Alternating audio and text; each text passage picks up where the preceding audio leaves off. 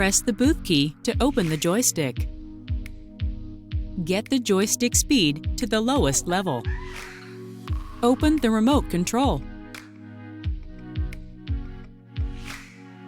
Press and hold the deceleration button. Press the horn button. Press and hold remote control deceleration button until joystick turns off.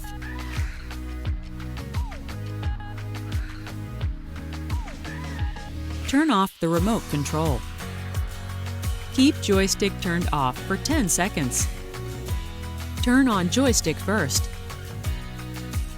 and then turn on remote control. Joystick and remote control get matched in this way.